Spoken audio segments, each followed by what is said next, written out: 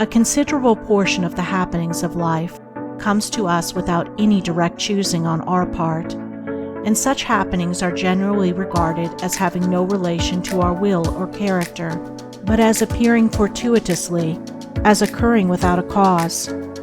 Thus one is spoken of as being lucky and another unlucky, the inference being that each has received something which he never earned, never caused. Deeper thought and a clearer insight into life convinces us, however, that nothing appears without a cause, that cause and effect are always related in perfect adjustment and harmony. That being so, every happening directly affecting us is intimately related to our own will and character, is indeed an effect justly related to a cause having its seat in our consciousness. In a word, involuntary happenings of life are the results of our own thoughts and deeds.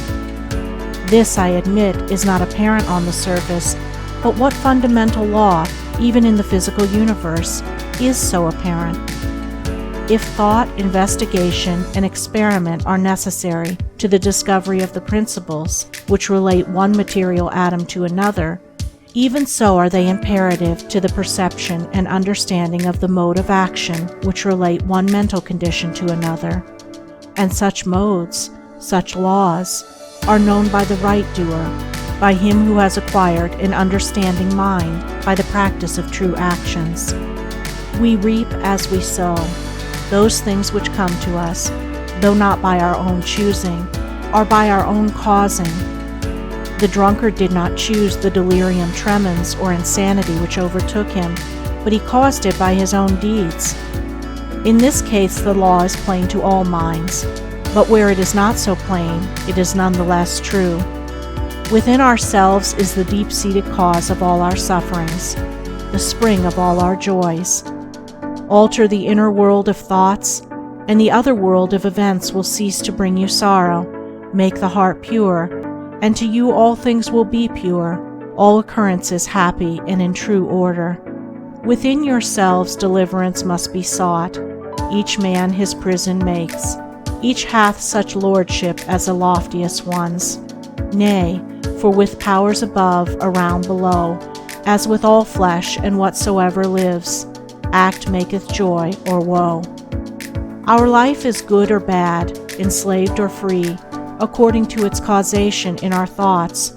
For out of these thoughts spring all our deeds, and from these deeds come equitable results.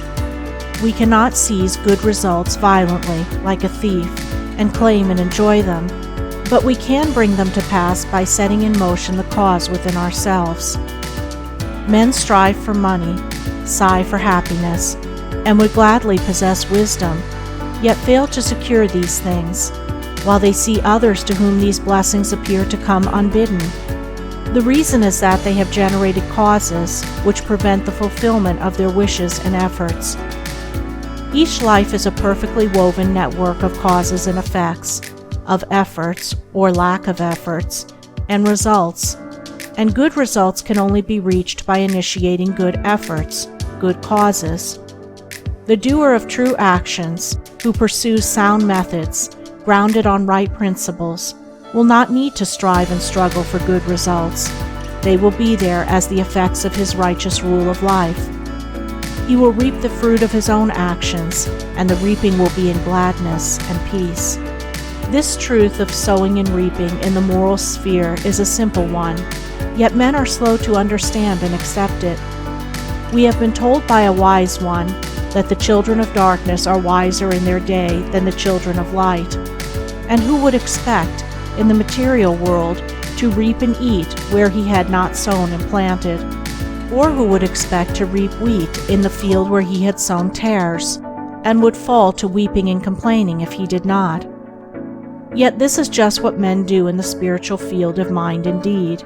They do evil and expect to get from it good, and when the bitter harvesting comes in all its ripened fullness, they fall into despair and bemoan the hardness and injustice of their lot, usually attributing it to the evil deeds of others, refusing even to admit the possibility of its cause being hidden in themselves, in their own thoughts and deeds. The children of light, those who are searching for the fundamental principles of right living, with a view to making themselves into wise and happy beings, must train themselves to observe this law